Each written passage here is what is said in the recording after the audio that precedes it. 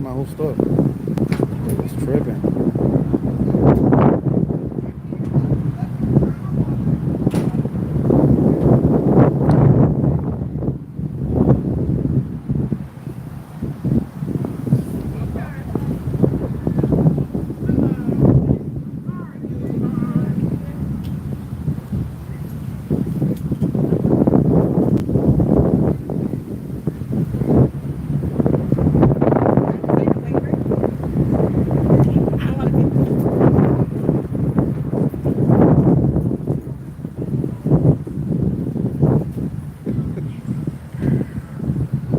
Everybody would have to be signing waivers. Go ahead.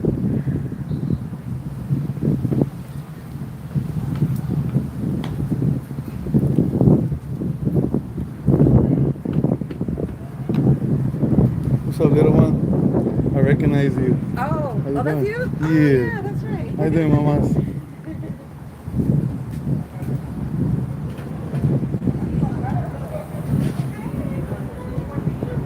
They're here to speak up about the board meeting, guys.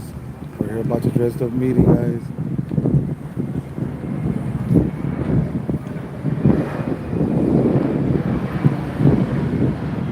Hey, Tina.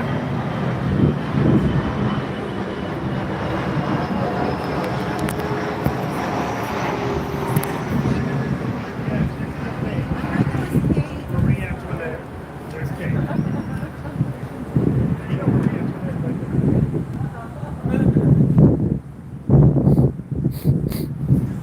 You good? So what was it? Can you pause it for me? Negative. I mean, I don't want to be recorded. It just you in public. You in public. No, though, I bro. have a right. This is public. Hear Listen, me out. Hear me out. Hear me out, bro. Out the rip. Okay. Hear me out the rip, bro. I don't take no directives from nobody, bro.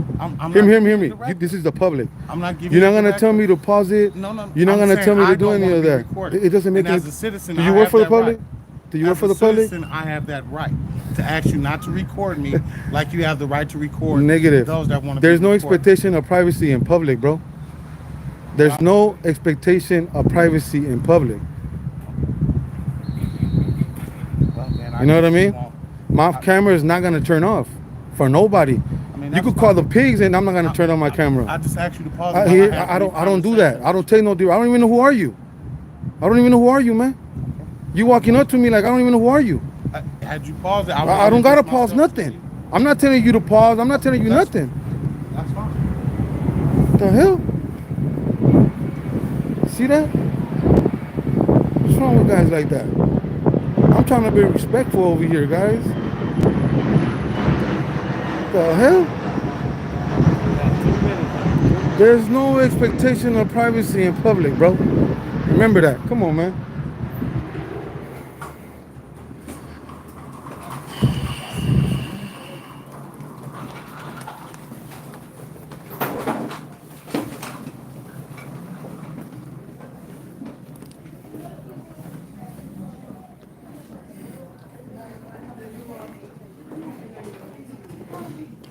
You even see that right now? They tell me to turn on my camera. Hell no. Man, look, we got a lot of people right here, guys. Check it out. Check out this meeting. It was nobody here now. Now we got a few people. Thank you. Here you go, guys. Make sure they're addressed. Oh, that's the guy we talked to right there. Remember him, guys? You guys remember him in the video, right? Mr. what? Mr. Bryant. That's the guy we've seen on the video, guys. I appreciate he probably brought it up to their attention after I showed him the video. Appreciate you guys being out here, guys. Filming the police all the time and filming public officials, you know. This is for the kids, guys. Remember that.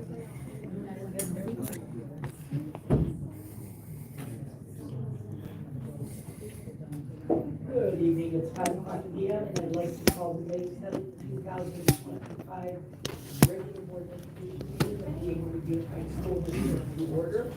I'd like to ask our new board member, Ms. Maya Hazard, to please lead us in the pledge of allegiance. Ms. Hazard. Hi, everyone. Please stand. Put your right hand over your heart and face the front. Ready to begin. I I pledge allegiance to the flag of the United States of America and to the republic for which it stands, one nation, under God, indivisible, with liberty and justice for all. Thank you, Lady.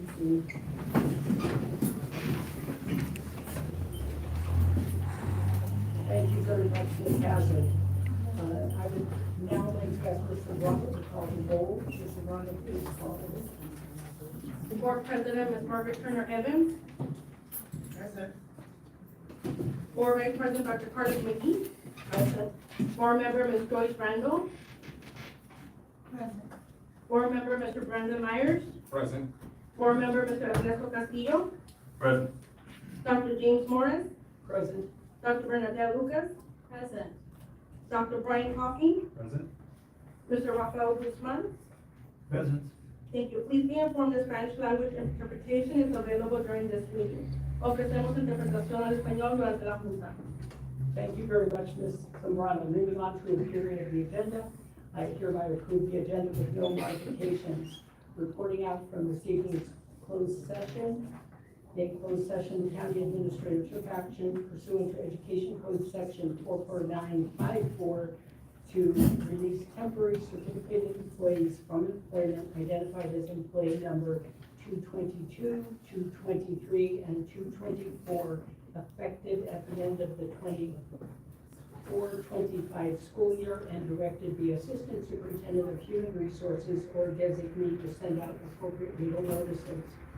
Additionally, in closed session, the county administrator took action to issue notices pursuant to Education Code 44951 that the certificated administrative employees identified by number 111, 121, 131, and 141 shall be released from their administrative assignment effective at the end of the 24-25 school year and reassigned for the 25-26 school year, and directed the Assistant Superintendent of Human Resources or designee to send out appropriate legal notices.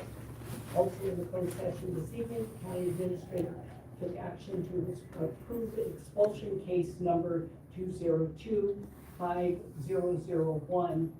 The following settlements were approved in closed session: OAH case number 202-4120-110, OAH case number 202-412-0357, OAH case number 202-4120-657, OAH case number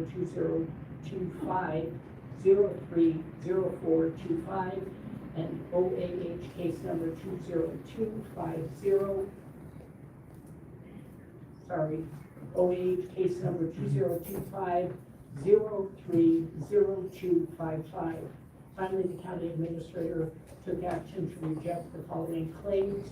Case kit claim number 251-3043, case kit claim number 241-3337.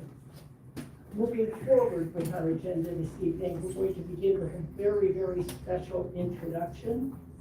Inglewood Unified School District has a historic event that will take place at the beginning of the 25-26 school year.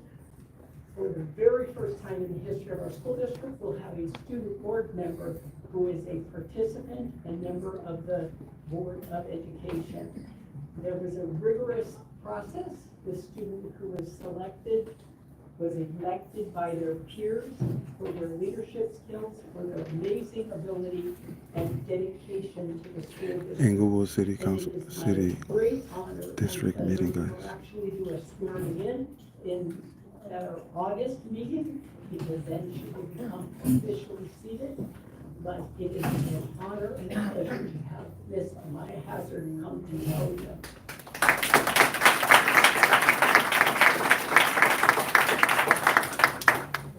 Ask Amaya to just present some brief remarks. When she was elected by her peers, she gave the most incredible, moving speech about her dedication and her goals and her ability and desire to serve fellow students. So with that, Ms. Hazard. Hi everyone, this is the speech I gave to the County Administrative Student Advisory Council in April. Good evening, everyone. My name is Amaya Hazard, and I am in the 11th grade, and I go to Inglewood High School. I am honored to be standing before you today as a student board member for the 2025 to 2026 school year. Since I was young, I've always been that person, the one asking and thinking, why can't things be different, or why can't things be better? Whether it was in the classroom or just in everyday life, I've always known one thing about myself. I care deeply about people, and I care deeply about change. That passion led me to fall in love with public policy and political science. Not only because I love politics, but Excuse me, I have a question for you. Is that the paper for public comment? Yeah, we have it. Yeah. Can I have one? Yeah, we'll get it. Can you give it to me before you leave? Non-agenda or agenda? On the agenda. On the agenda? Yes. It's the one about the schools right here, and I have about the agenda, the video. No, do it on agenda. Not agenda. We don't have it on the agenda. You could just pretend. So just, Right here? yeah. Just like the old one, you just kind of do that.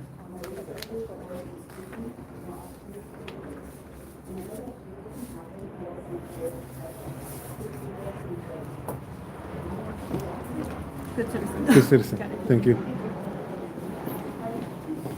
I'm willing to listen, I'm willing to learn, and most importantly, I'm willing to learn, I'm willing to lead with heart.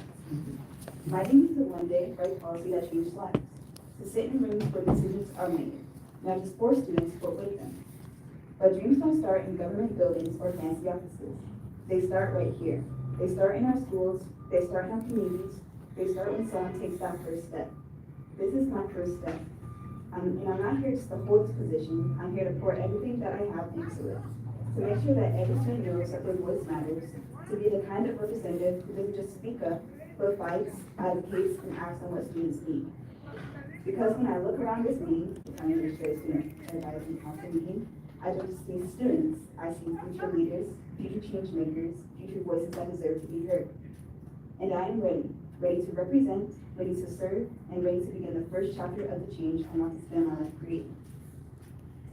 Before I close, I would like to thank my mother and Dr. Manuel for supporting me throughout this process and getting me to where I am now. I would also like to thank the board members for being kind and inviting ever since I was elected. I can't wait to serve and work alongside you all. Thank you.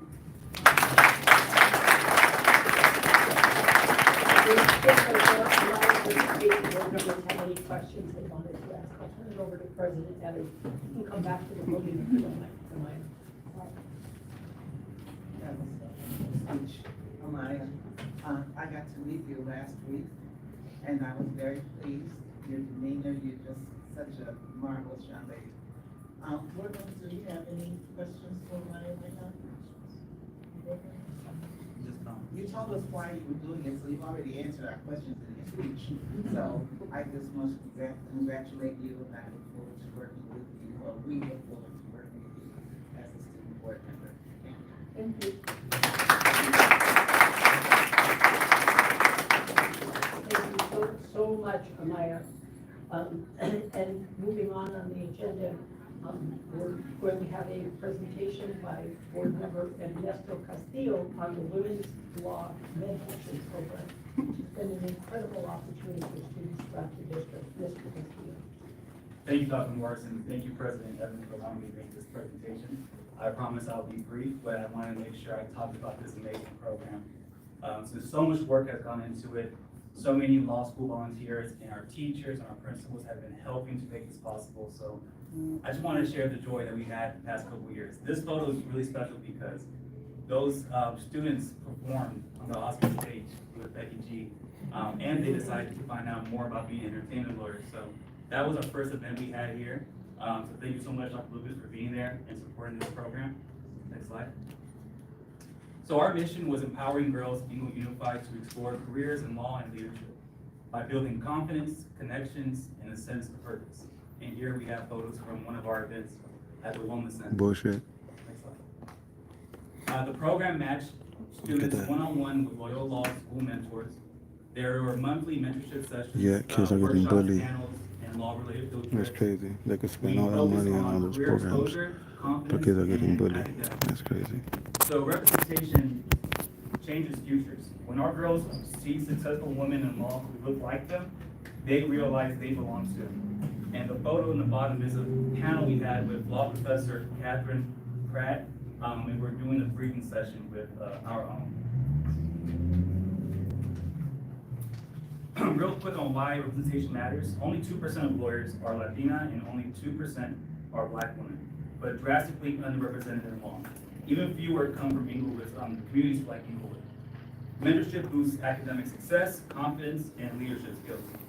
Representation shows our girls that they belong in positions of power. We are cultivating the next generation of change makers. So in our first 2 years, we had 80 student mentees, ranging from 6th grade to 12th grade, from schools all over the district: Crozier, City Honors, Inglewood High, Morningside High, Oak Street, and Perry. And we had 50+ loyal law mentors in various fields of law and backgrounds, including an Inglewood High They alumni stay and talking about the first-generation programs that they have for the kids, but they're not. Watch when I And hit then we had the mock them. Watch trial. when I hit them with the Mentors dagger. and mentees participated in a mock trial with a real federal court judge, Sandra Klein, who's there in the middle. Next slide. The case was based on the Twilight series, and the issue was, is Edward a vampire? And the students found that, yeah, there were vampires. He was a vampire, but he didn't pose a threat to the community. So the mentees acted as prosecutors, defense attorneys, jury, and witnesses in front of a real life judge. And then we had an amazing, beautiful day at Edward Vincent Park Jr. Edward Vincent Jr. Park. And we had a special guest, Councilman Dion Folk, came to speak to the students. And we had a great turnout, and everyone brought their own food. And as you see, one of our amazing principals is there, Dr. Rai, who supported the event as well. And then we had an amazing Valentine's Day vision board event where everyone went. We had a great donation from the Inglewood Public Library, by the way, of magazines that they used to cut up and to visualize what the year was going to be like, because this was the beginning of the year when this happened.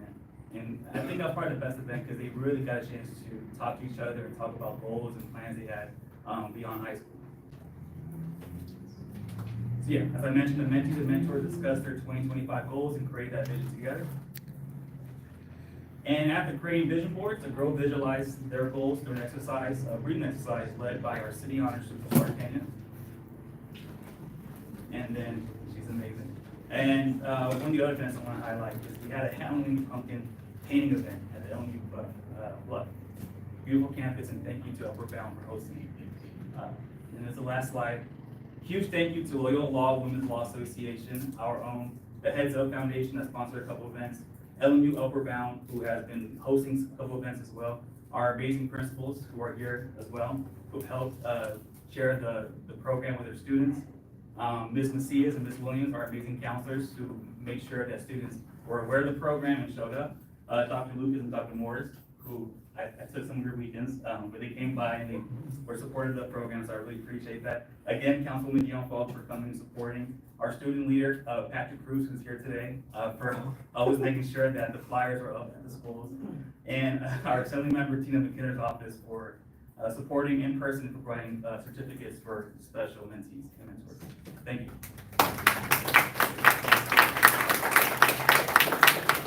Thank you, Mr. Castillo. Moving forward, Dr. Carlos McGee, Board Vice President, will provide an update on the Child Development Center Current Collaborative Committee. Dr. McGee. Thank you, Dr. Morris. This is always a privilege and a pleasure to talk about those little honey bunnies. Well, just to get started, they learned Dr. Martin Luther King Jr., his contributions that he made to society. This was their activity in February, and students treated their families to a wonderful African American and Black History program. During the month of March, they celebrated women's history. The students learned about several diverse and magnificent women and their contributions to society. They had a blast celebrating Dr. Seuss. We extended to the Literacy Month. They had the honor of having Mrs. Meyer, the wife of board member Brandon Myers, tell your wife thank you. Appreciate that, Sonia. To come and bring snacks and read to the students. The students really were impressed with Ms. Myers. She was engaging, and the stories were very comprehensive for the students to engage and enjoy. They had the fire department to come, the fire station, they sent the truck. These are little honey bunnies, they get everything, so. Yeah, they get fire trucks, fire hats. So they had a good time with that, you know, just seeing the firefighters, the water hose, putting on the hats. They had an opportunity to do that in March. And in the month of April, with spring blooming, the hallways and the classrooms at the Child Development Center were filled with caterpillars, flowers, ladybugs, and fish.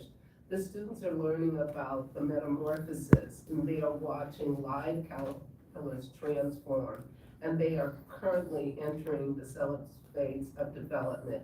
It has been a delightful experience to watch these young people watch these caterpillars. And earlier in the year, the students studied gardening. The students learned about agriculture and are monitoring how their plants are growing. Currently, the students' gardens are actually producing beautiful vegetables. Soon the students will be able to sample what they're growing in their garden. They're also learning about important role insects Bullshit. play in the ecology system, you'll hear them say cute little words that are associated with our what is this? I'll just say with our garden. The final new addition to our on-site mini animal kingdom is fish in our new classroom fish tank. The students are working on names for their fish. It is a whole process requiring them to choose and name base their fish, and the classroom gets to vote on it. So it's not like they have 39 little fish running around. You have one little fish, and that fish will get a name, and it will be done in a democratic process. And so they will be naming that fish at some point. And to wrap up the month in April, our Did she say that? nutrition assistant, Miss Mary Connors, Democratic? provided spring gift baskets I gotta go back on that filled with video. goodies to all of the students. And furthermore, parents attended their final parenting class with Rethink Ed. And the classes covered teaching students self-regulation and positive redirections when exhibiting challenging behaviors. And the final meeting, it went well. The facilitator is pleased to share with us that our April executive summary, which is highlighting a 70% decrease in office referrals since August and 98% family workshop satisfaction. I'm gonna read that again. They are experiencing a 70% decrease in office referrals. And, yeah, you got that. Bullshit. And in August, they had 98% family workshop satisfaction rate. I want to thank our parents for participating in that, because participation from our families is everything. So that concludes that report. Okay, and Dr. McKee, you will continue for us this evening. Thank you so much. And give us an Inglewood Educational Foundation update, please.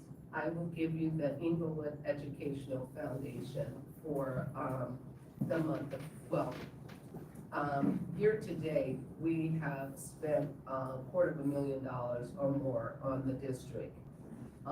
We have the senior banners going up within the next month, making a $100,000 contribution to our July 4th parade with the Inglewood students participating in Washington, D.C. And today we had the Employee of the Year award. We awarded 5 employees with a $500 check. So that concludes my report for the month of May.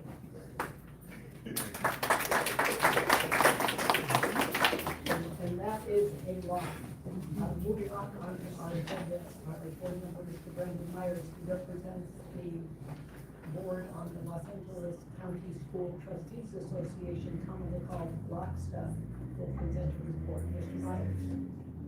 Thank you, Dr. Morrison. Good evening, community. So somebody says, what is LACSTA? What is LACSTA? LACSTA is the Los Angeles County School Trustees Association, and it's filled with 90, I have to say 90 out of 93 school districts throughout the Los Angeles County.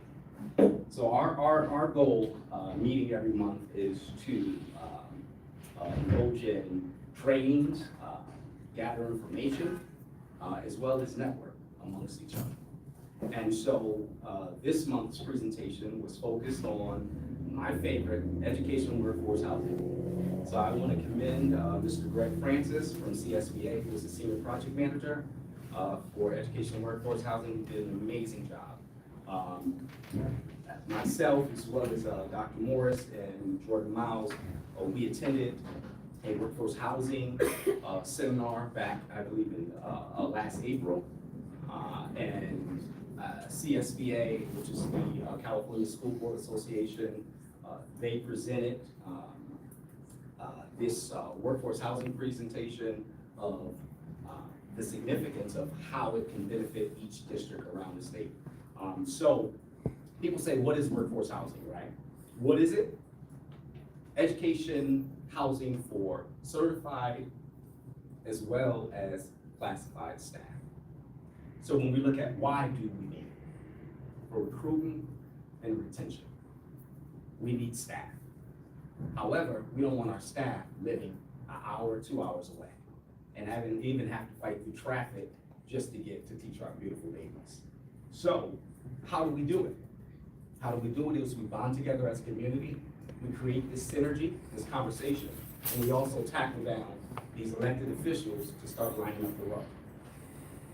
One thing Greg did present to us, he presented us with a layout of all of the districts that were either in the green, which indicated the education workforce housing construction project was actually initiated. They presented the color orange for districts that were in talks, and the red for districts that hadn't even started the discussions. I'm happy to say, but you know how I feel because I texted you right after, but I wanted to, so I'm happy to say Inglewood is currently in the orange phase. I want to be in the green. And I want to be in the green is because this helps out our district as a whole. It helps out directly our students. I'm going to digress right there because there's not enough words that can describe what Dr. Morris, Mr. Miles, and myself experienced last April. So instead of you all packing up a car and going up to Jefferson Union High School, located in Daly City, we decided to bring Daly City, Jefferson Union High School, down to Inglewood. So, I'm ready.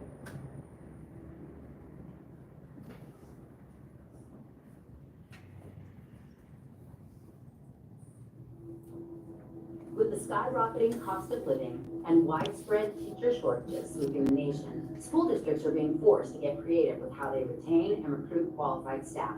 To alleviate this issue, the Jefferson Union High School District opened the district's affordable educational housing building at 705 Serramonte in the spring of 2022.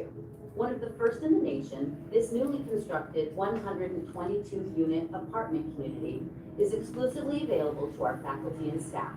Our housing has been a great tool for retaining staff and recruiting from across the nation. We were challenged with what we could offer teachers, and this provides a great resource to not only retain our staff, but help them with their dreams. We take a lot of pride in that.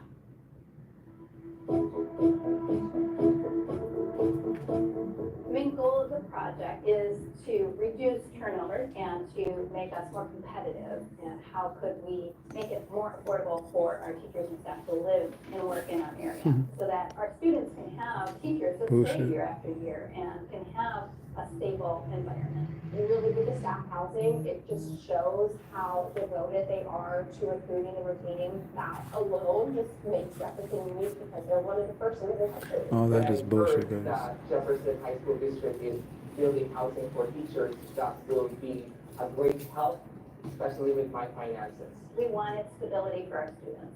So we thought that one thing we could do is provide them with some stability of staff staying year after year. And it's helpful because we want to be fully staffed each school year. Oh my God, I love it. This is the best decision I made for myself. I mean, the Bay Area is so expensive, the costs are rising, it's hard to find an apartment in San Francisco unless you want to live with a roommate. It's such a beautiful new apartment complex. I was blown away at what they were able to Hell yeah, create. they Well, we is. wanted to make sure that this housing was very nice. We wanted it to be on par with any market rate development. And so making sure there were ample spaces for Yeah, they people want to to look out for the gather, teachers, spaces but what for about the children. We students? wanted this to be family friendly. Why they don't We have invest money on the playgrounds, students, we have outdoor on the play security structures for the both students, young kids and older all this kids. stuff that's going And on we in the put school? laundry That's on what they every should floor focus on. because we knew that They haven't everyone talked had about the safety same for work nothing about the schedule. kids. And so we didn't want people to have to wait for a unit. The structural design is so good. I can't hear anything. I don't hear any of my neighbors. Have you I'm guys half said the something time about seeing safety my about the own kids? house. I haven't heard not one time. I think the space is so welcoming. They have a community center, a fitness room, different desks, several ways they're helpful with maintenance. With this housing, it gives me opportunity to have an easy access to all kinds of transportation. And with the highway being right here, I think the location could not have been more perfect. I get on the highway and I'm at work in 6 minutes. Aside from being close to my job site, we also have the Ceremony Shopping Center down the street. Like even I can just walk down the hill just to go to malls. We have already seen benefits from the housing project. We were able to start our school year fully staffed with teachers when some of our surrounding districts weren't able to do that. The students in Jefferson Union High School District deserve everything that any other student in any other district receives, and I am hopeful that this will improve education for them. I needed my own space, and this was an opportunity to be able to stay in the Bay Area, be close to my family, and be able to go to work. Anyone who is looking to teach in the area and is looking for affordable and lovely place to live, this is such a great opportunity for you. For other districts that are considering building employee housing, I would encourage them to move forward. I think having a united board, having the union leadership that supports the idea, and including everyone when you're Everybody. would be my recommendations, and I say go for it. And visit our website to learn more about how we turn this idea into a reality.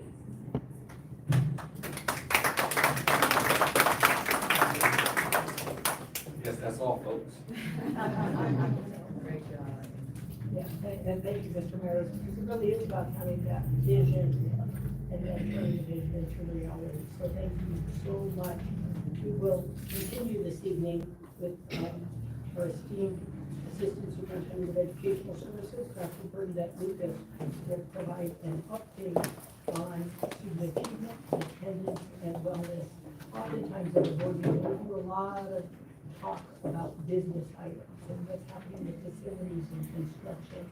And it's a pleasure to have Dr. Lucas kind of an update on what's most important to us, student achievement, attendance, and wellness. Dr. Lucas. Thank you so much, Dr. Morris, Board President Evans, board members, our esteemed board members, and my cabinet mates and community members. I am so honored to give this update on student achievement, attendance, and wellness.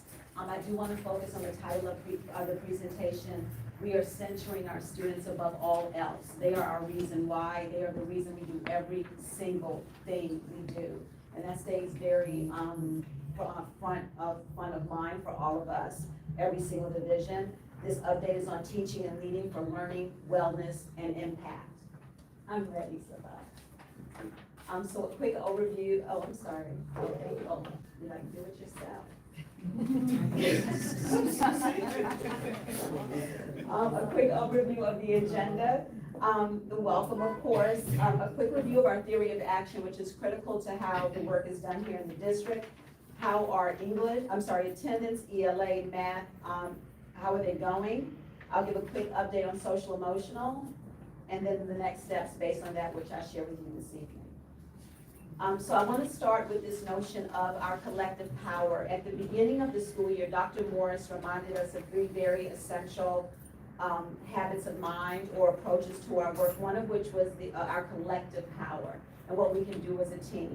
And for those of you who are familiar with John Hattie, he has outlined without question, and I do want to read this to make sure that I don't miss one point.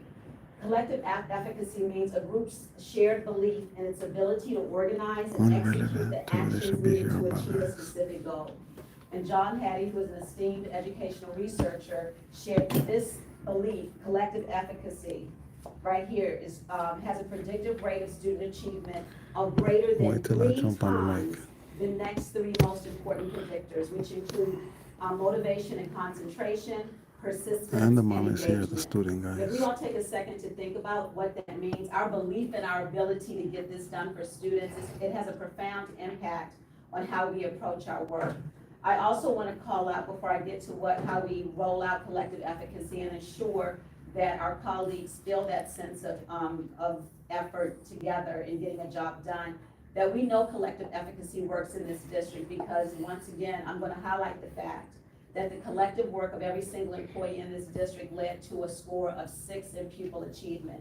Anyone who's read those standards and understands what those findings and recommendations were knows how incredibly difficult that was. In addition to achieving a score of 6, we have no scores below a 4 for all of pupil achievement. And that is because of the collective work and the collective efficacy of the employees in the district. The IUSD theory of action, when Dr. Morris was here before he came back as county administrator, he outlined a theory of action that is based on research.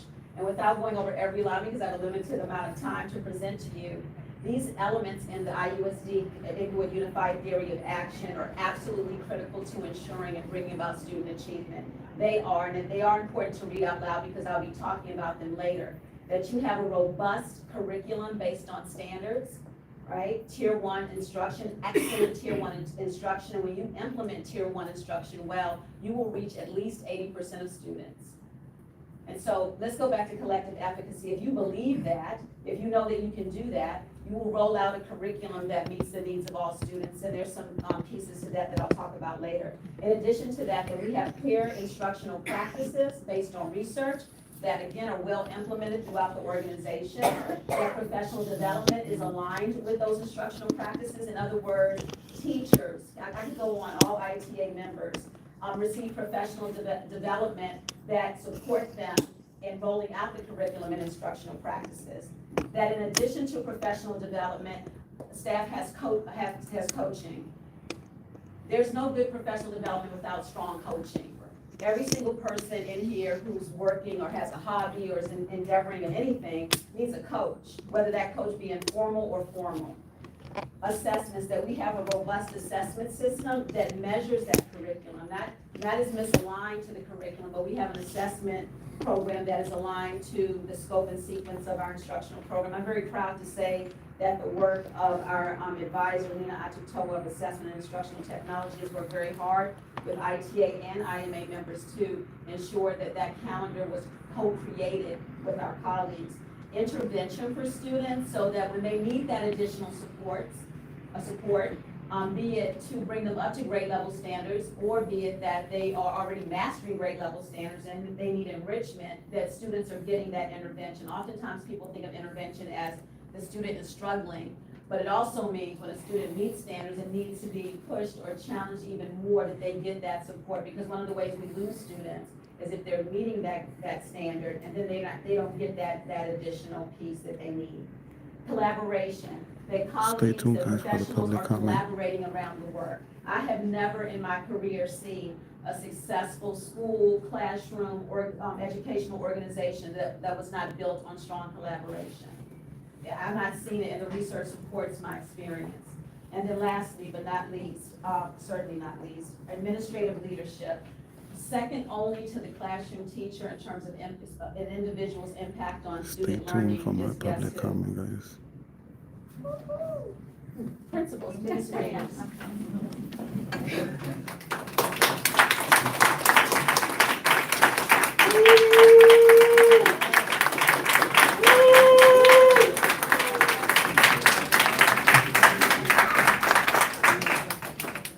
I did ask the principals to be here because second only to a teacher's impact is a principal's impact. Research clearly supports that. Every other position in the organization supports those two people in realizing student achievement for all students. Now, we have 4 drivers that facilitate the theory of action. Professional learning communities, I know the board knows because you see our agreements out of educational services, that we have invested quite a bit of financial resource in professional learning communities. And though that traces directly back to almost every single element in this theory of action. So we have a devoted, a very intentional, implementation of professional learning communities where teachers meet in grade levels and departments, counselors meet together, instructional coaches meet together to refine their practice based on student data. We're not willy-nilly coming up with stuff. We are using student data, the results of that assessment piece that I talked about from the theory of action, to move instruction and to plan for our students. The multi-tier system of support is another driver. In other words, the tiered supports that we give students as they access and master the curriculum. Student support teams where we study individual students and ensure that they get the resources that they need. And then lastly, another one of our 4 drivers for the last several years is the leadership of every colleague in the district. Okay, let me stay in my time. I do want to take a moment to celebrate the hard work that it continues to happen throughout the district. ESSA stands for Every Student Succeeds Act. Without going into great detail, it's the way that the performance of schools is measured. Meeting, guys. I don't know if you guys seen the video, guys, on social media. If you guys haven't seen it, go to my Instagram and you guys will see it. That show that we are making the progress that any So that we could put the video up, guys. If you could put the video up on my Instagram, so that'll be dope. Because I don't have time, but we have, and this is a big deal, we have schools that went from the number 9 in 2023 to 13 having no status, meaning they are not in any dire need of meeting the needs of students. This is huge. In terms of, and the legend is down here defining what each of these terms mean. We went from 3 ATSI and TSI schools to 2. We had 4 schools in CSI in 2023, we went to 0. That's a big deal.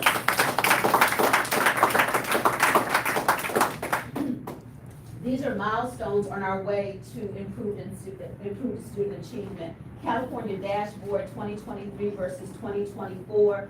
Of course, I don't have time to go over this in great detail with you, but I do invite our community to study this, because one of the things I feel very strongly about is we are a public school and school system, school district, and we are to be held accountable to the community for the way that we're serving its children, its young people, its future. Oh, thank you. Yes, ma'am. Okay, and so this is one of the ways the state holds us accountable. And I, as Assistant Super of Ed Services, I have zero fear of being held accountable. I love questions. Because when you ask questions, that means the community is engaged in the work. It means that they're paying attention. It means that they're keeping the community's children centered. So what I do want to share is that based on this data, we do know we have work to do. I mean, I'd be crazy to stand up here and say that while we celebrate all of our incredible successes and milestones, we do have continued work. When you look at this, if this were a workshop, it would take me about an hour to go through this document alone. I want to thank Dr. Danielle Goolsby for putting this together so clearly. But when you review this data, there are 4 groups of students that we have to pay special attention to, and the state of California has called us out I don't mean literally called us out, but identified that we need to continue to work on meeting the needs of our African American students. You can see this from the data, our English learners, our students with special needs, and our Hispanic students. We take this incredibly seriously. Okay, so and there are plans in place to meet the needs of these 4 groups as we continue to meet the needs of every single one of our students. I tend not to say all students can learn because it's ambiguous. I like to say each student will learn. Yes. Like each student, like we have to have every single student in mind, not them as a mass body. Then our attendance data, let's move to that. We have experienced, in terms of like percentages and statistics, a relatively significant improvement in attendance. That said, we have a long way to go. Our goal for attendance is not between 95 and 96%. I don't want to put Mr. Guzman on the spot, but Mr. Guzman, for every percentage of increased ADA that we earn, what does that equate to? Yes, because it's about over 3 years, in 3 years, about $1 million. Yeah, that's 1%.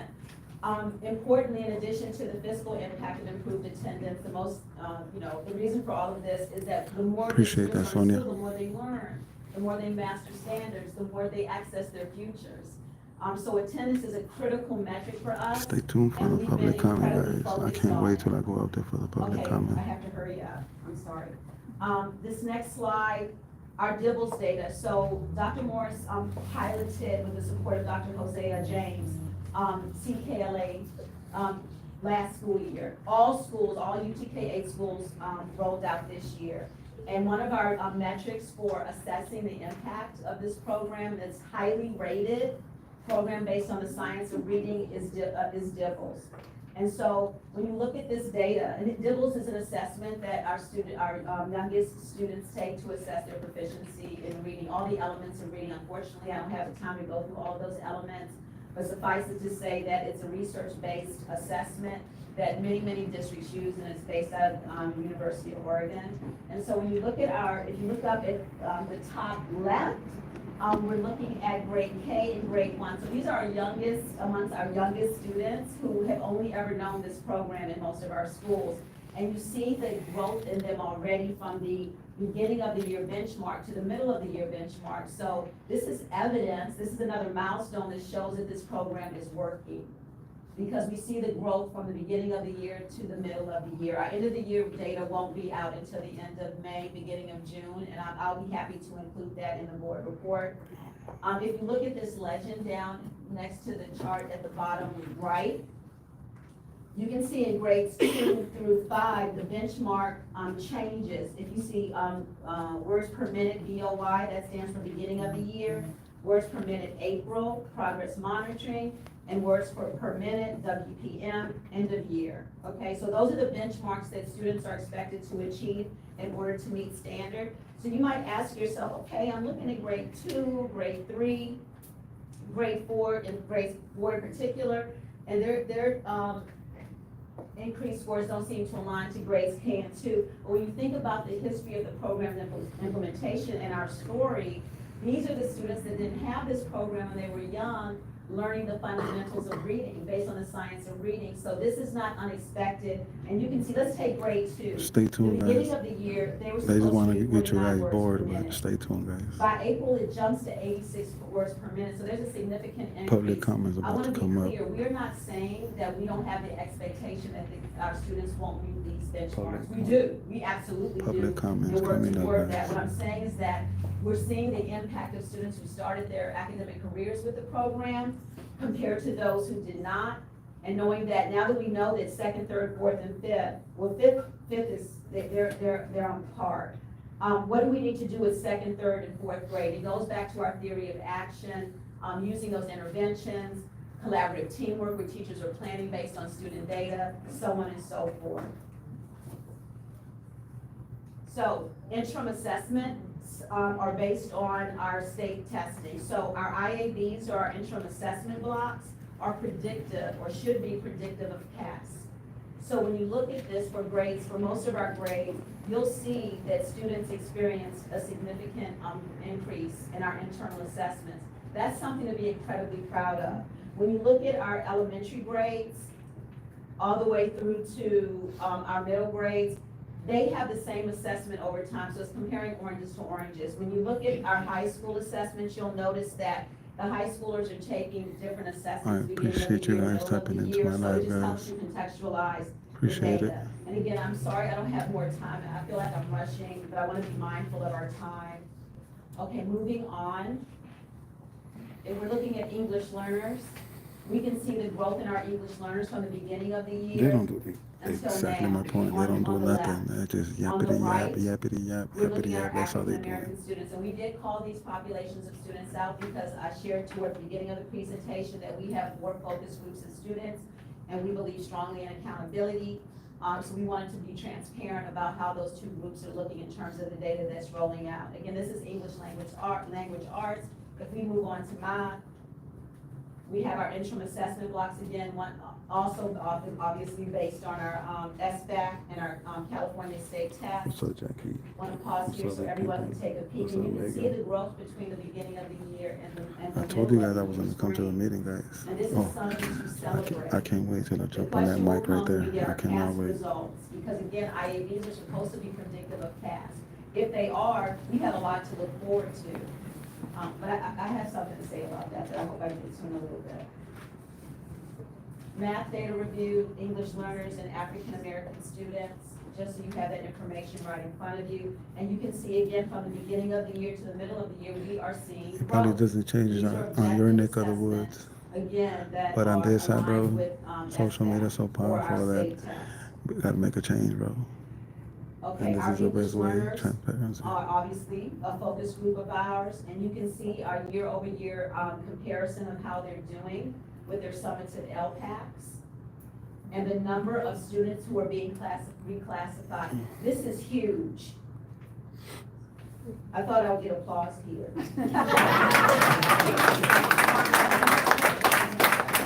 Because the increase is so dramatic, and it's, you all heard my pause, that we have got to celebrate that. That goes back to Tier 1 instruction and the effective implementation of ELD, or English Language Development. Do we still have work to do? Yes. I don't want anybody to think I'm not clear about that. We absolutely do, and I'm obsessed with that. I'm obsessed with it, as are my colleagues. I said the same thing. That's all they're doing, talking about teachers, talking about they're doing this good, they're doing that, but Additional data on they our don't, past why they don't talk results about that, you know? that you all have seen, so I Why they won't don't spend a talk lot of about the time here. situation? We've all seen this, but I thought it was important that we call it out. So next steps, because I think a big question is always, That's what the okay, people we want have to all talk this about, the data, what are we situation. gonna do about it? I don't wanna read the slide to you because everyone has it, so I wanna be intentional of what I call out. So without reading, the You district ain't has lying. very All they do clear is boast their instructional egos, you're right. plans that outline all of the strategies and expectations of our certificated staff in meeting the needs of students. So those plans are updated based on data and based on the latest information we have. So I called that out a little bit at the top. Okay, our continued focus on the 4 groups of students.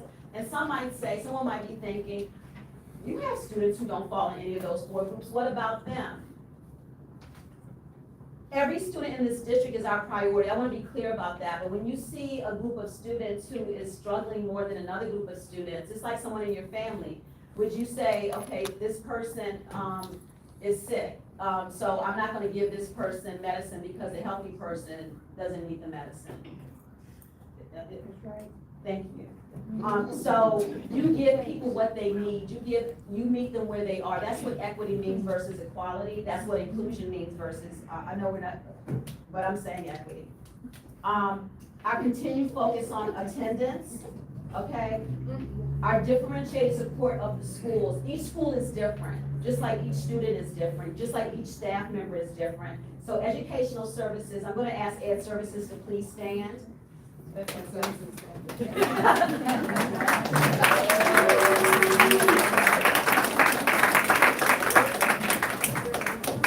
me tell you something. It's like I have the gate cluster every day.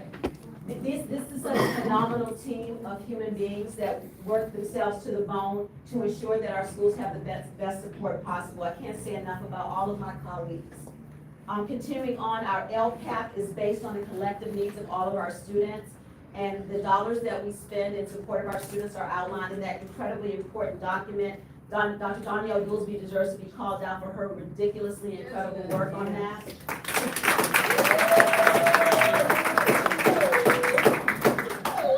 Our data summits, we implemented data summits this year where every single school brings a team of educators from the school and they study each other's data together.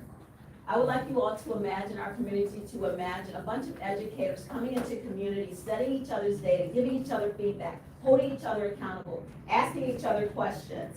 That builds collective efficacy. So we're not hiding our data, we're not ashamed of it. So that, let's say, Dr. Payne, sees something happening at Inglewood High, and it's like, oh my goodness, how did you all do that?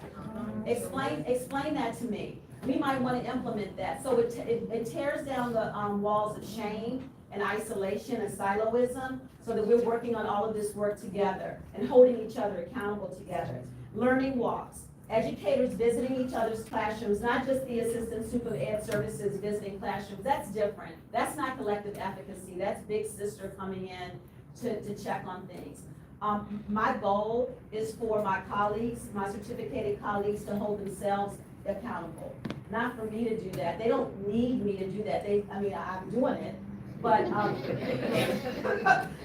yes, I'm doing it, but, I think what's much more powerful is when colleagues hold each themselves accountable. And so that's what we're facilitating by empowering educators to learn together.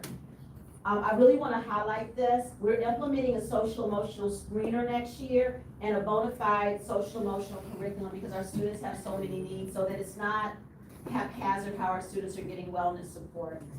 And then the implementation of the community schools grant. There's a whole team working on that. I want to thank Ms. Deborah Tate for her leadership of that.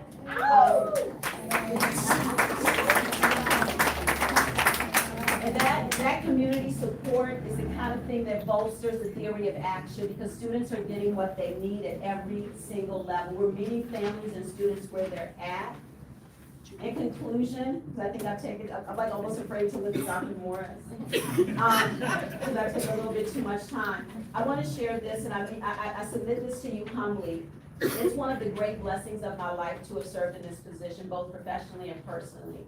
Coming to this district has changed me fundamentally. And I'm not making this about me. What I'm saying is that this is a very special place.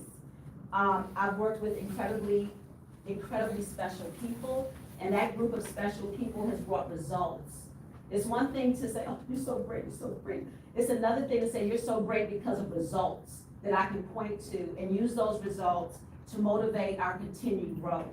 So in conclusion, I do want to thank every member of ITA, every member of IMA. I want to thank every member of Teamsters, because we could not do any of this work without the support of our classified staff. I want to thank Human Resources.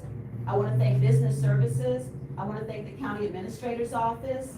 And I want to thank our parents, the community, and our board members, because it takes every single one of us to make sure that our students are getting every single thing they need. And we are relentless about that, and we will not stop until every student is proficient in every grade level standard, and every student is well, healthy, and whole, and poised for the future that they deserve. Thank you.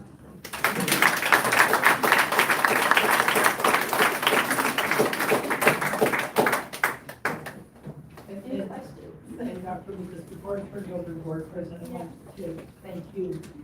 Passion, clarity, transparency, and commitment. Those are the words that come to mind. And turn it over to President Evans for questions and comments from the board. Thank you, Dr. Lucas, for your passion. You can just feel it. And we know, looking at the Figmatic report, that this is the truth, because we've already gotten past that benchmark that we need to get to, and we're still climbing. So I thank you, all of you, teachers, staff, principals, everybody, because everybody has a moment to touch the life of a student. Everybody in this district who deals with the kid, whether you are a teacher in the classroom, if you're the janitor, you might have to give a word of advice to the kids. So, I mean, it's evident. And I just want to thank you myself. You know how I feel about student achievement, so I'm not even going to go there. But thank you very much. Board members, questions? I don't have a question, I just have a comment. Go ahead. I'll make it brief. I'll try to at least. It's just, it's emotional, because I remember around the same time last year, we talked about the plan for the school year and the reading program and everything that we had excited for this school year. And to see the result of all that, it's just really emotional. And, being a board, as a board, we are communicating with the parents constantly. There's going to be ups and downs, but we saw it through. And then towards the end, I've had parents coming up to me saying, I see it. I see my students reading better. I see my students performing better. And I believe it. And it's all thanks to you and your leadership and our principals. So big shout out to my principals, Ms. Fountain, Ms. Calhoun, Dr. Collins, Ms. Booth, because they've done their job and they've done an excellent job. And I'm just so happy to be in this position to give back to our community to see the success of our students. Thank you.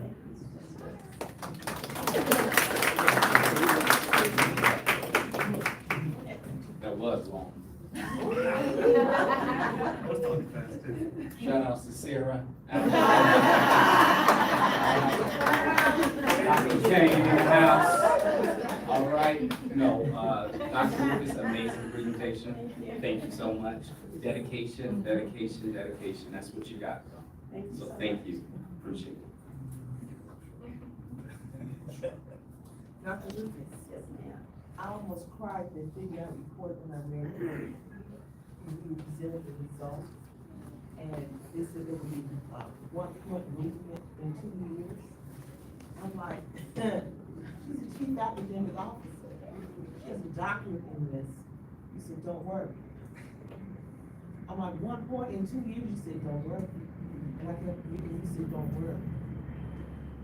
Pulled it off. Pulled it off. The staff is tremendous. Dr. Goose is an example of a student who comes from the school district, takes care of her business, and then comes back to give to the school district, and refuses to go anywhere, no matter what it looks like, no matter what it smells like, no matter what it tastes like. We get back to her district, and I know what Bob did. He is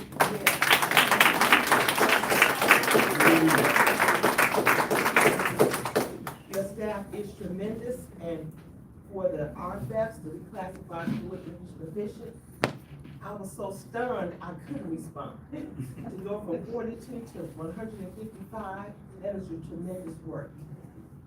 And it does take everybody. From the person, if the bathrooms aren't clean, if the campus is not clean, it takes everybody. There's no small I's and big U's, it takes everybody. And you have come together, you have brought everybody together, they're just smiling way past their work time. Nobody's frowning, and everybody's pulling together. It takes grit to stay in England. I'm proud of you.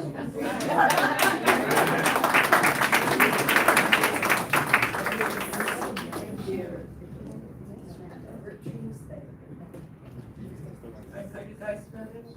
Okay. First of all, Dr. Lucas understand, I'm probably part of everybody when it comes to what our students are getting.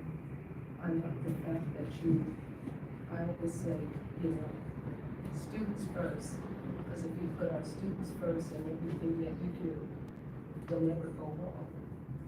I want to admonish you for apologizing so much this evening. I don't know how much time Dr. Morris gave you, but this report was very, very important. So maybe we'll have to have a workshop and you'll feel more comfortable that you don't have to rush through it. But this data is something that we've been waiting on. So you never need to apologize. With this information, we've been waiting on, and we're expected to look at a PowerPoint. You are the power at point.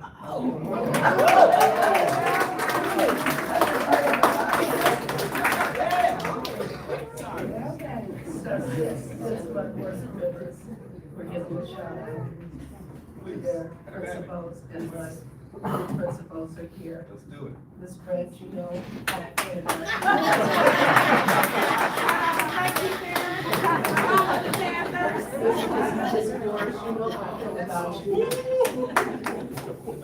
And Robbie Tate, you are killing it. We're so happy to have you at the helm of Centinela, Parent, and La Tierra.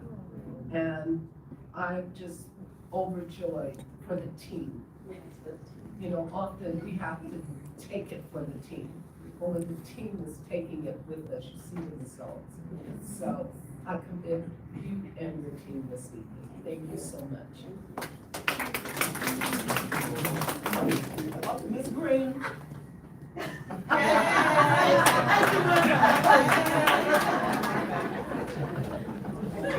Shout out.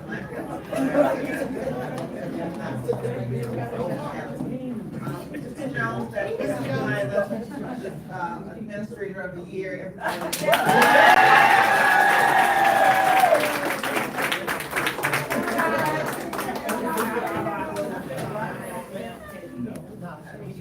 City honors, and what's my other school? I don't have another school. I'm Schroeder and city honors, so I still congratulate her. We can share Ms. Brand. Okay, Ms. Brand, you know how I feel about me. So congratulations. I love you too. Thank you. Thank you so much, board members, and a special thank you to Dr. Lucas, who is a quiet force of nature, so thank you. The final presentation this evening will be cash flow report, and Mr. Guzman, we turn it over to you for our final presentation this evening.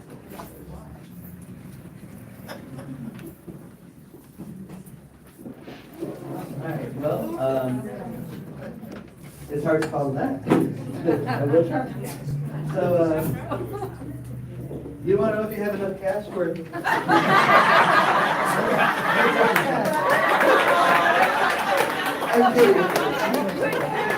She said you guys want to know if you got enough cash. He said you guys want to know if you got enough cash. Are you guys the principals to the schools? Yes, we are. Are you guys the principals to the schools? Are you guys the principal to the schools? Are you guys the principals to the schools? Are you guys the principals? You guys are full aware. You guys are alive, right?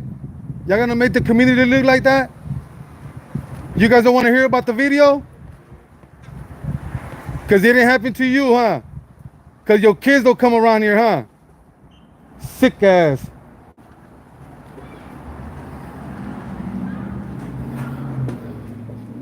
That's crazy. There's another district. Look at them, guys. That's how they leave. So this is Look at the a very chairs. difficult thing. Look at- And so we have to make sure we're monitoring our cash flows. What happened to When you have to receive What happened to the principals? What happened to the principals? And so that's something we have to Crazy. monitor very closely. Cash flow is impacted by budget transactions that occur during the year. And each month, the district, then what we do is we pay attention to our expenses, what we're spending our money on, is it what we're projecting, and we're making sure that we're looking at that. We're also Well, yeah. verifying that we're ensuring that the revenues we said we're going to come in are They're actually. supposed to be here. So that's something that we do Other on a principals monthly should be basis. And so You I know? want to thank Mr. Siddharth Mata, who's back here, for all of his work. They should be here. So they can hear what the people gotta say. And our entire business services team, they do tremendous work with monitoring the budget, making sure our staff Did you guys has see all the the principals guys, how they resources just need. took off? As you know, just real quickly, LCFF funding, the local control funding formula, that's our main pot of funds. It's funded by property taxes, by state aid, and by the education protection account. So we monitor that, that's our biggest bucket of funds, and we're making sure that we are verifying that. So, draw your attention to the screen here, in regards to cash flow. So we're looking at the month of March. You may say, well, why are we looking at March? We're in May. Because, when it comes to accounting, we have a couple of weeks after the month closes to make sure that we do our closing transactions. So our official numbers for March are ready to go, and that's why we're presenting those here. So as you can see, we had about $142 million in cash available. We received about $9.9 million in cash. We expended about 13.2, which means we spent a little more than what we received, which is typical at this time of the year, by the way. You know, it's the way that school district funding is, you get different ratios of funding. So all your money doesn't come at once at the beginning of the year. It comes throughout the year sporadically, depending on what resource we're talking about. But as you can see, at the end of the day, we ended cash at about $139.2 million. They're gonna get it. If we project the future years, sorry, not the years, the future months, you'll see that we're projecting to end at about $128 million in June. Here's a more detailed view where you can Those see are kind the of like principals what that the cash represent the is. schools Over here, you can see the to this side of town revenue of Inglewood that don't want to hear nothing about the video. That sounds sick to how me. that was received. And the Every months single are up principal here. guy So that if was you're right there, interested I'm in gonna put looking their at this picture report in. in more Remember detail, that. happy to show it to you and walk you through it. The disbursements is what we actually expended. So, as you can see here, we have the amounts that we're Exactly, projecting, guys. The and this behavior is what says we're it all. spending each Everything month. about those You can principals. see that in the month of March, we went back to kind of a more normal amount. We had a jump in February, if you look at, for example, certificated salaries from we went from 3.6 to 5.1. That was because we did a retro that month. If you recall, we had the largest increase in Inglewood Unified School District history of 10% increase. And so we were able to do that. And so that was why you see that jump. But now it's kind of, now in March, we're living with what is actually the projected amount. And that's what you're seeing there for certificated and classified and employee benefits. I do want to just mention in regards to this section here, services. Oh, you guys gonna see them all over Instagram, guys, how they took off, guys. As soon as I leave this building, I'm gonna post them how they took off. But these other months, That we tells you have what kind 8.4 of and district is 9.1. the city of A lot of Inglewood that is and what probably not going represents to them. materialize. Main reason for that is we have to project certain amounts in budgets I appreciate as you really guys being on my live, expended, guys. but I do not think that's going to materialize. That's why they However, we didn't, have to put it in the play the budget video as from though the it will. beginning. And so that's something that is a difficult piece of budget and cash. And so we're monitoring that very closely to make sure, but I don't think it's going to get to the 71.6 that's there on the screen. However, we have to project it as though at this point in time. So at the end of the day, this matches what we showed in the previous report, 128 million is what we're expecting to end cash. And so how does this all impact us? Well, we have to make sure that we look at the multiple years in the future, make sure we have sufficient cash to cover our expenses in the current year and the 2 subsequent years. One of the things that I mentioned earlier in the presentation is that the cash is critical for our operations, and we have to make sure that we How's the kind of operate administration you have out here, consistently. One guys? of the things, the last things I will say in regards to the presentation is, as a lot of times I get asked the question, what can we advocate for, what can we ask for in regards to schools? The reality is that we are severely underfunded in many areas, particularly one of the areas where we don't receive sufficient funds for our students is special education. So anything we can do to advocate for funding for special education, I really think if we could all come together, that would be very helpful to do. And in other areas as well, because our students deserve the best, and I think that that's something that will help us to be able to provide the services that we need to our students and some of our more vulnerable students as well. We have to do what we need to do in those areas. So if we could advocate for that and advocate for more COLA. Our teachers certainly deserve more in salary. Our classified staff deserve more in salary. That comes through raises in COLA and increasing our what we bring in. And so as we advocate this year and as we move on to the future, let's continue to advocate for increased COLA, for increased special education revenues. That will really help this district meet its goals financially, but also academically. And that is it. So thank you so much. I will turn it back to you, Dr. Morris. Thank you, Mr. Guzman. Ms. Evans, I'm going to turn it over to you if the board members have any questions or comments. I have just a question. Since we went to Sacramento, you mentioned that, and the Assemblywoman Kenner was fighting to save us $400,000 a year for paying the siege loan back. What are we gonna do with that $400,000 a year? Are we talking about putting that into special ed or? That's a great question. We have to look at the budget. For next year, we're making those projections. Once we know, we'll be able to give you a better detailed analysis of what will happen with those funds. The good thing about that is that they would essentially be unrestricted dollars. So yes, we could use it for special education. We could use it towards salaries. We could use it towards a bunch of different items. And that's why we're fighting for it, because it's going to open up funds for those priority areas that we were speaking about. Thank you. For those of you who don't know who Tina McKenna is, she's our assembly person in Sacramento. She's fighting for the school district, and if she would pay out $400,000 a year, that would be such a benefit to our school and to our students, because that money goes back into the school's pocket for them. So I just wanted to mention that, because that's what we were doing. We were talking about with Sacramento. That's why we were in Sacramento. So thank you. Thank you, Ms. Evans. Anybody else? Great job. Thank you.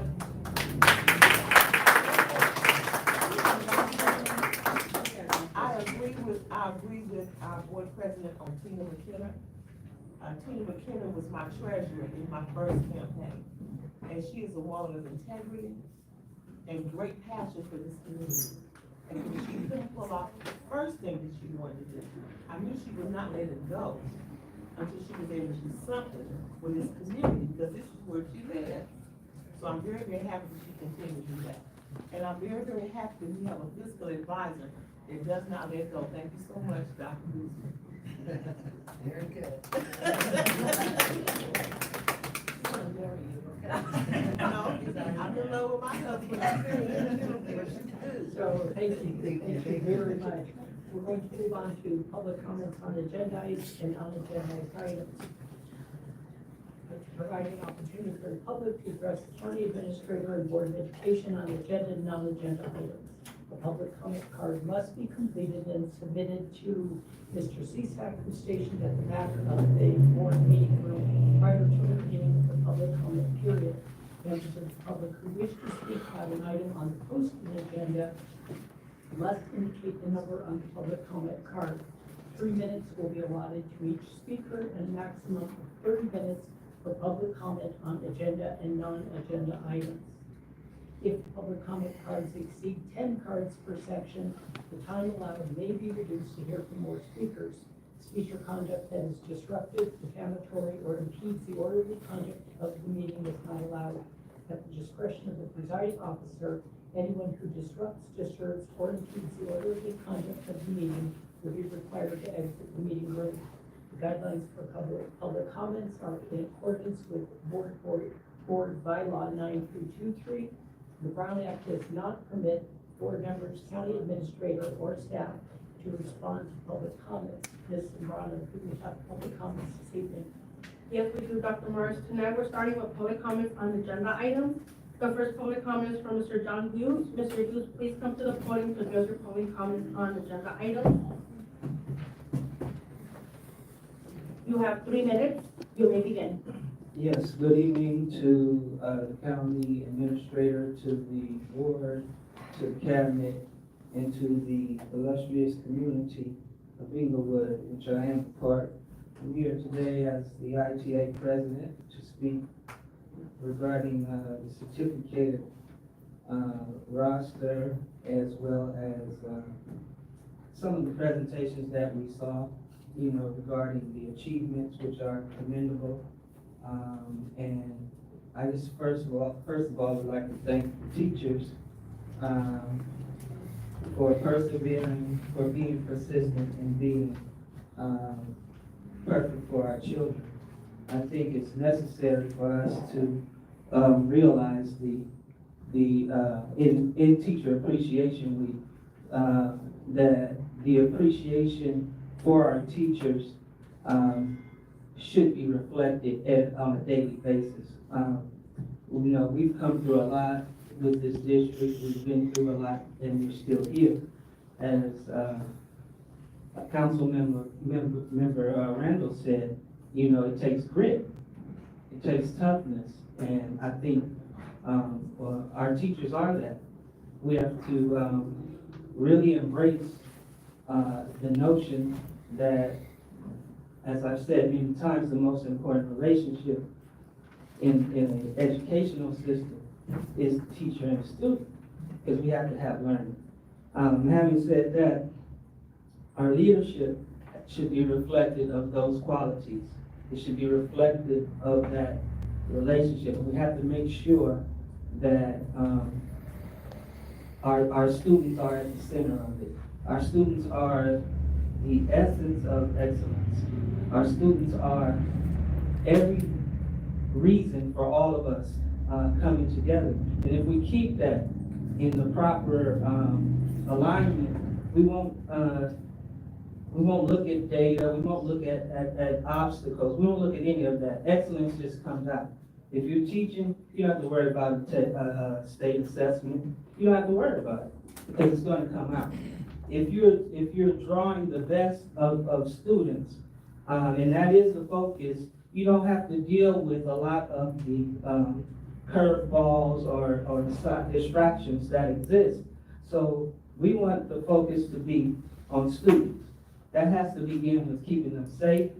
That has to begin with keeping them engaged and keeping them inspired to learn. And those things are reflected by our actions as adults. So we have to model that which we want from our students, and that happens by treating each other with the respect we deserve. So to all my teachers, I love and respect you. Thank you. Thank you. We're now going to transition to public comments for non-agenda items. The first public comment is from Ms. Joanna Espinal.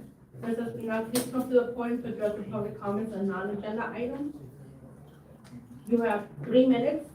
You may begin. Good evening. I sat in my school's SSC meeting where it was a privilege to meet with staff from Hutnell as we're projected to get close to 150 children once the school shutters next year. But we will get to that in just a bit. Although the experience was mostly positive, I will leave with this first impression of a kindergarten teacher that personally left me asking if this district is the right place for my daughter.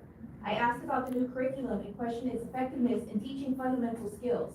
This kindergarten teacher responded that she had 31 kids in her class, but really she had 30 kids because she had an autistic nonverbal child and he didn't count. And that a good 15 kids were well on their way to reading already. The breath left my lungs when I heard that. Being nonverbal does not mean that a child will not learn to read, nor is it a qualifying indicator on how fast or slow a process that may be for that particular child. This teacher represents her district. My daughter is autistic and will not be reading by the end of kindergarten either. But does that mean that she doesn't count? Is this how this district views my daughter? Personally, I wouldn't want my kids attending a school that has staff with these types of views, because where does her ableist ideology or flat out discrimination end? You are closing schools to save money, and because of the idea that these schools are showing low enrollment. Now you are packing these classrooms to full capacity without considering how it will affect these children that are already struggling to meet state standards. These kids will get even less face time, one-on-one time with their teachers. How are you investing the money you are saving from shuttering schools back into the schools that are still open? These kids need more individual assistance, and these teachers are being overextended. It only makes sense to add support such as teachers' aides into these classrooms to help carry the increased overflow of students, or hire PE teachers to allow teachers more time and prep time. Intervention and or attendance recovery at the 11th hour. I guess better late than never, but there are questions if the MTSS approach this district is currently using is successful or can use some tweaking. We are constantly assessing these students, and what are we doing with these results? As a parent, it seems like you are being reactive instead of proactive. Almost like you're waiting for our students to continue to fail and fall further behind before you actually intervene. Why are we not looking at these results and actually using them to meet these children where they are and provide the proper supports in real time? My daughter is receiving intervention and it is working, but she still didn't start until January. Paper didn't start until March 21st, and my kindergartner still does not have access to it. I see a slow and steady flow of progress, but nowhere near enough for her to catch up to her classmates. I feel like this shouldn't have to happen to her and to others like her if her education team was equipped to help these kids, and that's without being at the cap. Adding more kids only puts more pressure on a system that is already broken. You keep applying band-aids to these issues with no long-term fixes. The question is, when will this district stop focusing on quick fixes like Hey Tutor, which is great and a good tool, but not enough, and start focusing on how to use these funds to get more staff in these classrooms helping the kids? Thank you. Second public comment from John Hughes. Mr. Hughes, please come to the podium to address your public comments on non-agenda items. You have 3 minutes. You may begin. In ancient Egypt, we're familiar with the Pharaoh, and people think that the Pharaoh was just adorned with all of the riches of the country. But in the structure of the government, the Pharaoh did not represent monarchy as in the West, as in Europe. The Pharaoh represented the people.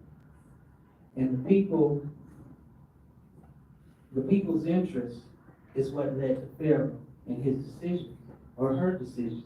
Because you have to understand that that was one of the first countries to acknowledge a female ruler. And having said that, we're speaking about what is our leadership structure in Inglewood. We have to start shifting. We have to start changing in a way that for some will feel risky.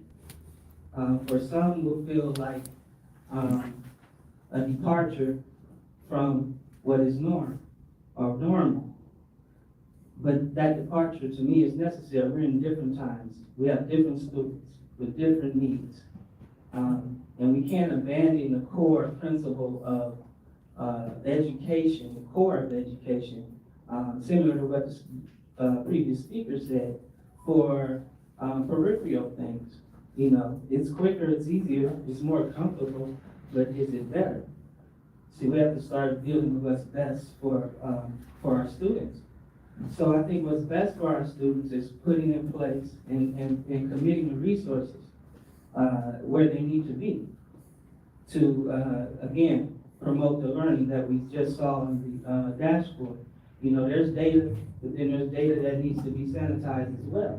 Because there's data that reflects how well a student may test, but some students may not test well. That doesn't mean they're not smart. That doesn't mean they're not capable. They don't like tests, right? But if you give them another form of expression, they can show and demonstrate. You give them a project, they can show engineering and mathematics. You can do it a lot of different ways. So I want us to really be serious about the change and the focus in Inglewood. Because if we do that, we'll do something different. We'll do something that will attract students back. We can combat the negativity and the negative publicity and all the things that are remaining unanswered.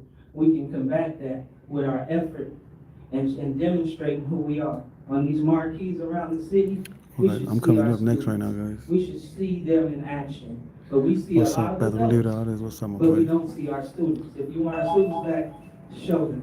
Thank you. Our third public comment is from Good Citizen. Please come to the podium to address the public comments on non-agenda items. You have 3 minutes. You may begin. How you doing, Mr. Bryan, again? And I hope you address the situation. I'm not gonna be very nice with you guys. All you guys talking about this school, this donating stuff and this money situation and shit like that, let's talk about the video.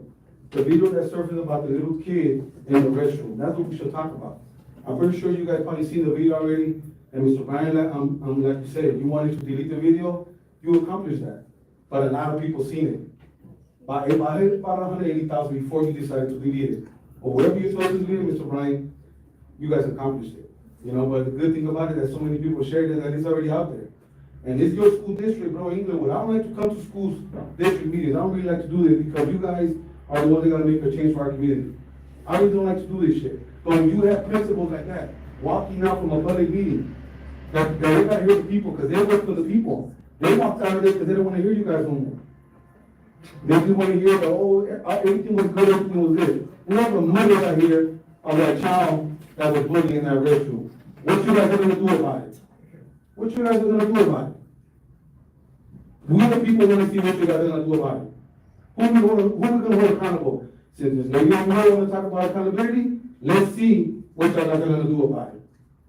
Cause the videos are not, your mom cried, you guys wanna give out numbers that send you straight to voicemail. That shit don't work no more, bro.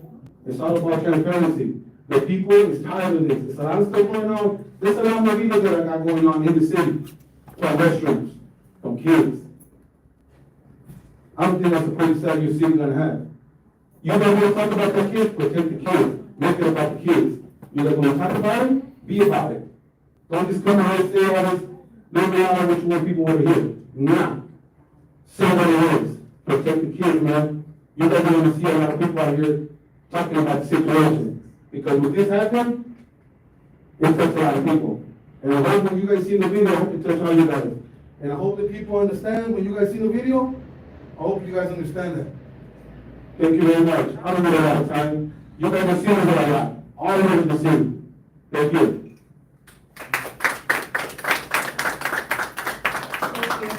Our fourth public comment is from Iberia Laura. Ms. Laura, please come to the podium to address the public comments on non-agenda items.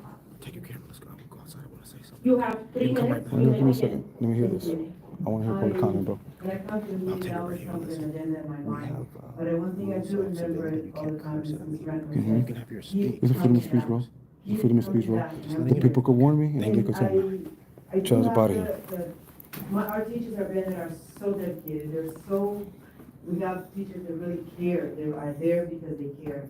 I have the privilege to be in I go to the LCAP meetings, I go to the DPAC meetings, and I understand the data. I love to see, I know what it takes. I have 2 kids at Bennett Q. But one of the things that I don't understand is that we can have better houses for our teachers, we can have that, and I do believe in the curriculum. I believe in Dr. Lucy's work, and it's not anything that she will, just disguise or not put it out clearly. If it's not, working, she will say, what do we need to do? And what I'm asking is that if we have better housing for our teachers, better pay for our teachers, and our children are not safe at school, then we don't have a scenario here to live by.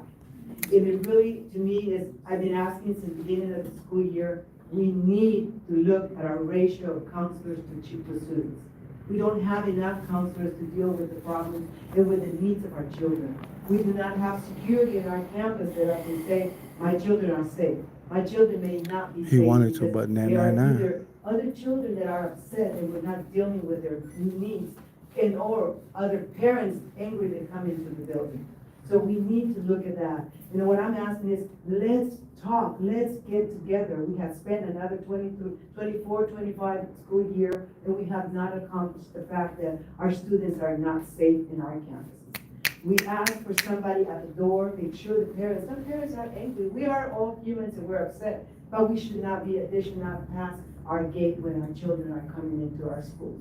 So I ask, please, what can we do? I'm a parent, but I'm a parent that lives at Bennett. Now it's not my second home, it's my first home.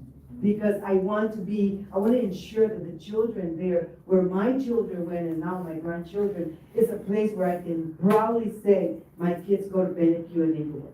Like I used to when Mrs. Chicago was the principal, and when we had things in place. Miss Appleton wears the hats that you don't understand probably, but I see her, not physical hats, but I can see it, and I'm like, which one is it now to wear? So please, bring us to the table, bring the parents, bring the teachers, bring the community. Let's work to have a safe environment for our kids, because it's not working. And I hope that if we are doing data is great, but if I have a child that accomplishes so well in CAS, but is so not mindful of himself and other kids, then I don't have a whole child. And I just learned that term. So please, we're here as parents.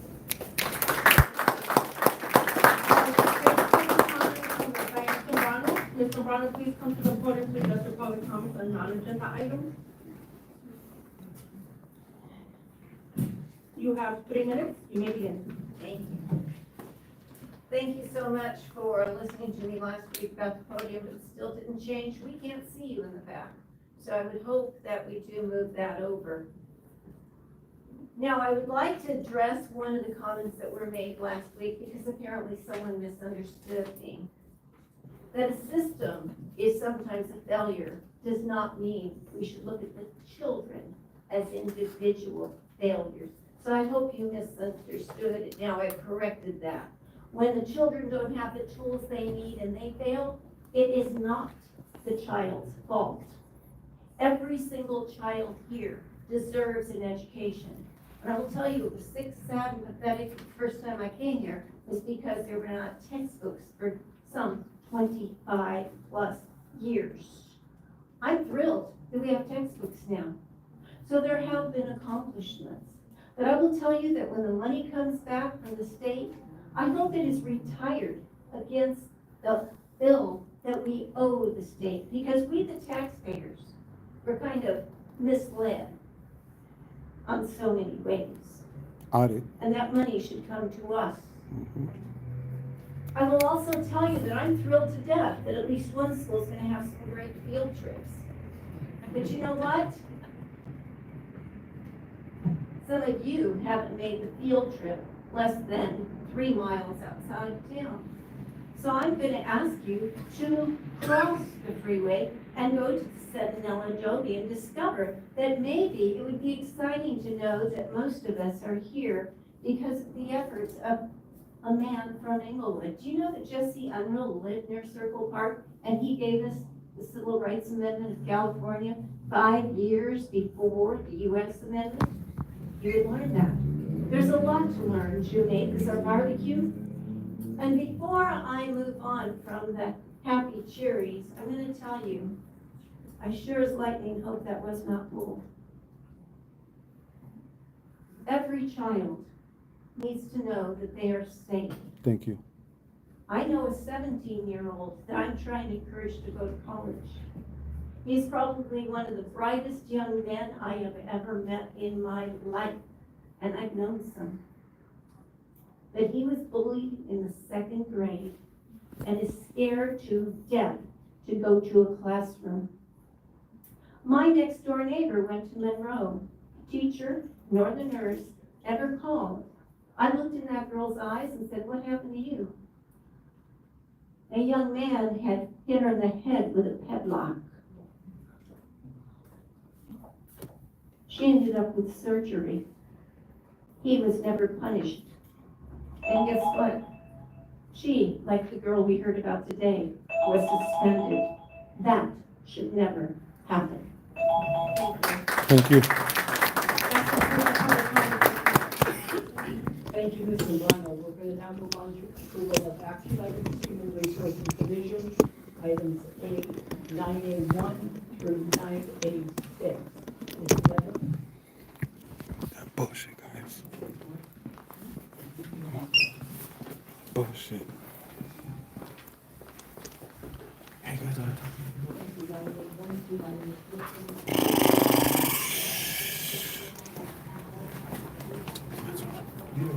Are you going back in? I don't let people walking behind me. So let me introduce myself first. Audit in there. My name is Martin Sitzek. I'm the Director of Safety here at the entire district. So, what's your name? My name is Good Citizen. Okay, and what's your name? Same way. You guys. So good, what a good too. Yeah. All right, all right. Can I answer any questions? You guys are welcome. For to go me, back it was in. more about like when What's that? I know you heard about the situation, bro. Like, you heard about the video. You seen the video, bro. You was really fully aware of it. That's why I didn't even go to the school, because they wasn't gonna make it aware at the school, bro. They wasn't gonna do it. That's why I decided to come here, because I've been doing this a long time, bro. I'm an auditor. This is what I like to do. Help out the people. Like, this is the mom, bro. This is the mom to a little kid. I mean, I don't know if you got kids, bro, but how would you feel if you see your daughter on a video like they're getting dragged, bro, and just watching the principals in the district not do nothing about it? I think it's pretty respectful, bro, having the mom here and then having all those principals just walk out like that. Happy Like they just got paid, bro, like they happy. That's not fair, bro.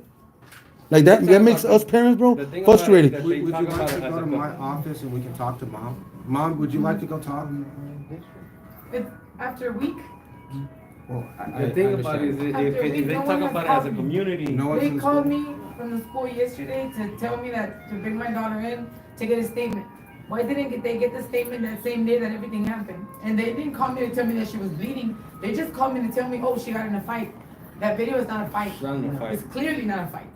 I'd be happy to go to my office. We can talk. You can bring your folks. I already made the complaint last Friday. Okay. I haven't received any emails from anyone or anything like that. It's under investigation. No one has given me any answers yet.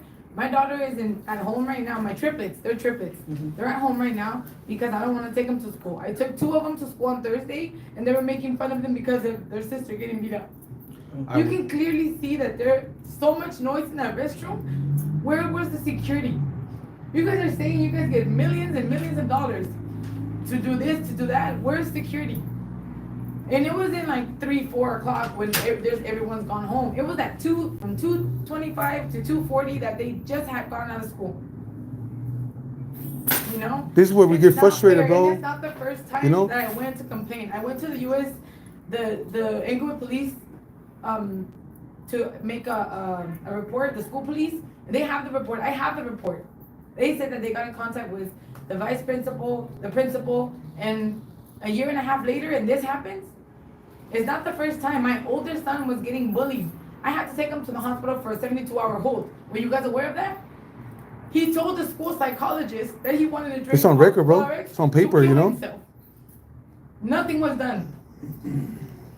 After my husband passed away, they've been going through bullying, and I've been to the school once, twice. I've spoken to Mr. Gregory, to Ms. Romero, to Ms. Damascena, to Ms. Mills. And no one ever, okay, yeah, we're gonna do something about it. We're gonna do something. Clearly, no one has done anything about it. Bro, I'm gonna upload the video when they walked out. All of them smiling, bro. Literally, like, are you guys principals? Since They we're literally, talking they literally about your walked student, out. can we go to my office so we don't have all the other Just folks? to add on, Come on, we can go to- with her let's walk over here. situation. Come on, Come on, Mom. come on, come on. I'm here for come you, on. come on. Where your office at? Yeah. She's a second grader. So the same week that happened, my daughter got jumped in the restroom at the same thing. And I just feel like they're just pushing it off. Look, They say, look. We're gonna contact the parents, we're gonna contact this, we're gonna know that. I requested, Let me get my notebook. Let me get my notebook Got you, first so man. I can take notes. to meet up with the parents. I told Ms. Romero, I want to have a sit down. And she's like, oh, I don't Thank know you. what the parents want. It doesn't matter what I'm the with you guys. I'm just, to me, very important for me this subject because, like, my platform is for the people. Like, if you see my platform, honestly, mother, like, if you see my platform, it's not about no fucking color barriers for me. Because I grew up around that. Yeah, like, I'm about that. And when I see mothers like that reaching out to me, like, to be a voice, I'm gonna do that. Because they're trying to shut them down, and if you're a mom, and if you reach out to me, I'm gonna do the same thing. I've been asking since the beginning of school year. So I'm here, I've been asking for this, and I told them, both sides, I'm tired of talking. We don't want to see this. I'm tired, I told them this was gonna happen. Yeah. I've been telling them. I'm tired of talking, so no, they need to see this. Yeah, let me go use 17. Hey, good to see you, G-Money, man. You know, I'm right here for the people, though. Like, what I do out here for the people, man, I stand by that shit because it's like we got pressed so much in our lives, bro, and I'm tired of that. And it's hurtful for me to see. I'll be honest with you, bro, I'd rather for me to see a problem to correct that. That's what I'm saying. That's a real. That's real. Because when they start seeing that, Thank you guys for being here. everything's gonna go down smooth, bro. But that's what's yeah. You know, we don't. You think we the people want to come out here and suppress us? We don't want to do that. Thank you. But it's necessary. I appreciate you. I don't want you to leave. We try to bring the No, community as I mean, one. right now. Right. Yeah. Okay.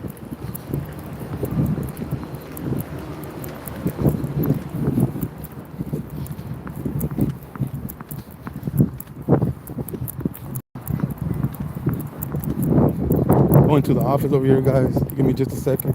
I'm not gonna get out live, guys. This transparency, so you guys, people can know, man, everything that happens going on with us, guys. So.